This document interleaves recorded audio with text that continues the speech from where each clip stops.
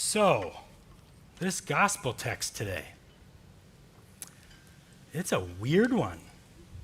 It's a bizarre little tale. Very atypical to what we would see normally when we open up the Gospels.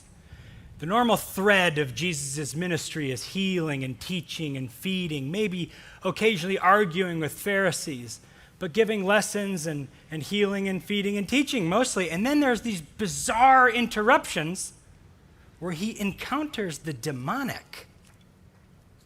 And this one's particularly strange. He has this eerie encounter with a man who is demonically possessed. And not just by one demon, but many. It's the word legion. That's what that means, many or myriad. And this guy who was possessed by many demons was erratic. They would try to contain him with shackles and chains, and he'd break them. And he was shouting things all the time. And he wouldn't even keep his clothes on. And not only that, he'd be found hanging out in the tombs, living in the cemeteries of the Gerasenes. I mean, this is creepy and hard to explain stuff. And now, I used to try to ignore these demonic possession stories in the Bible. Not only because they always seemed really hocus pocus to me and really hard for me to apply to my daily life. Like I'm not performing a lot of exorcisms, and running into naked people running around the cemeteries, right? So it's hard for me to connect with that. But not only that, I also find these encounters with Jesus and the demonic, I used to find them as kind of shallow stories. Sure, they're creepy and maybe even a little bit entertaining, but there's not much to them, I often would think. Jesus runs into a person possessed. I don't really understand that. Jesus utilizes power. And then Jesus defeats the demon. That's it. That's the end of the story, and you move on to this next moment in Jesus' ministry. But over time, I've found there's so much more to these encounters when you dive into the details of the interaction. And on that note, here's my setup. And this might be an odd place to start, but bear with me, okay? Margaret, my wife, Margaret and I recently rewatched for the first time in like 17 years, I think, or 15 to 17 years, the Lord of the Rings trilogy. And it took us about 2 months to do so because we have 3 kids and we don't often have a lot of free time after putting them down for bed, mostly because after about 14 minutes, one of us falls asleep. And by one of us, I mean Margaret every time. So then I'd watch another 15 minutes, and the next night I have to rewind it, and then, you know the deal.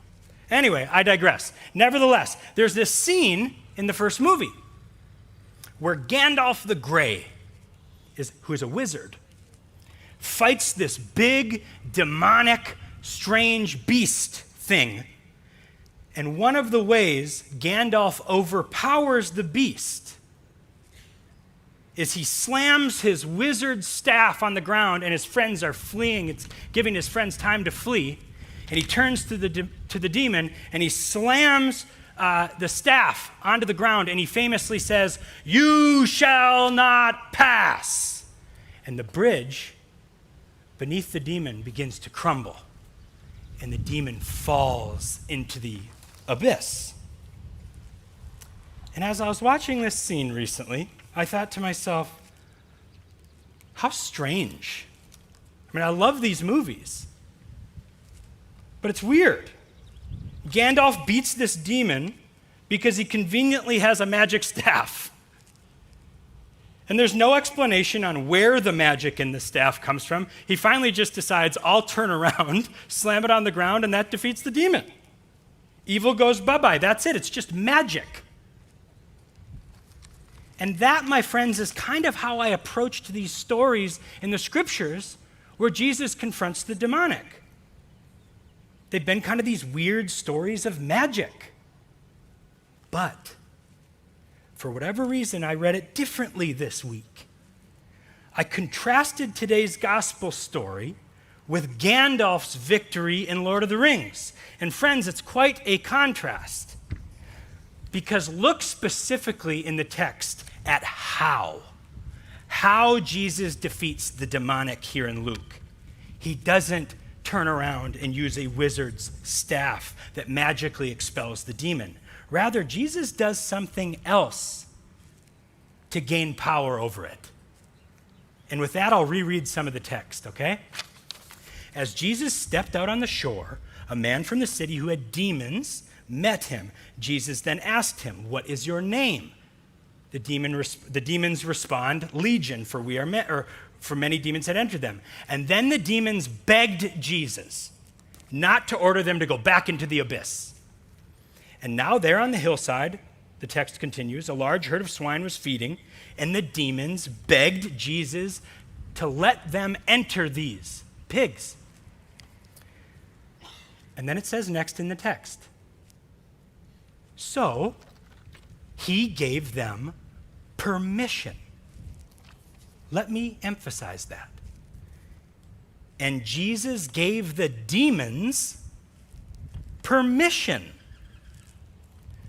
Then, the text reads, the demons came out of the man, entered the swine, and the herd stampeded down the steep bank of the lake and were drowned. Did you catch what Jesus did to expel the demons? The demons asked Jesus to allow them to enter a herd of swine as opposed to being sent into the abyss. And Jesus accommodated their request. He gave them permission, and then they were gone. What? How odd. Jesus and the demonic squaring off, a biblical confrontation of good versus evil. And what happens?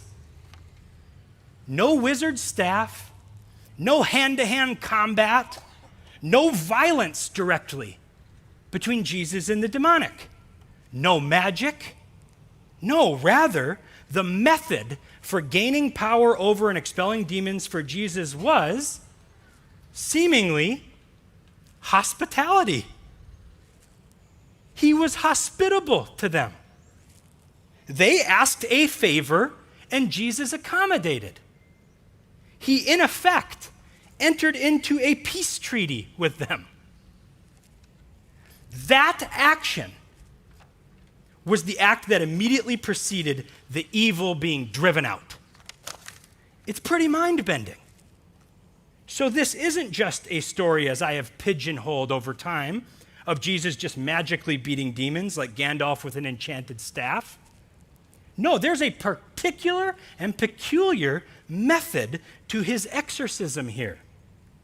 And it's quite different than the epic battles we see in Lord of the Rings or scenes from The Exorcist. Instead, the method of Jesus is that he uses hospitality as a part of his process to gain power over and defeat evil.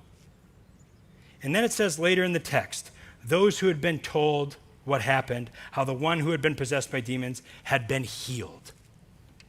And my friends, I think that's a possible lesson here.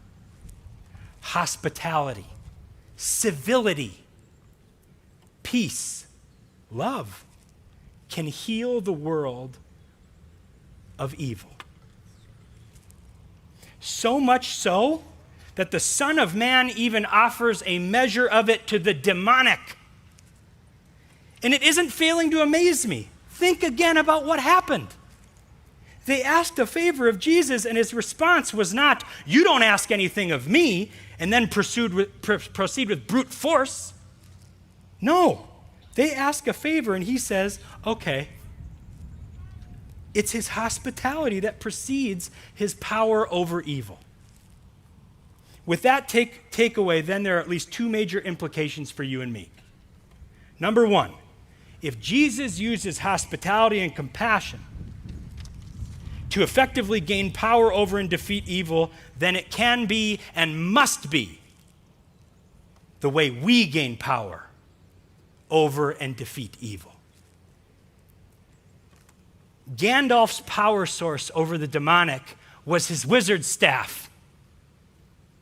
When we look to our God and go, what power does this God have over evil?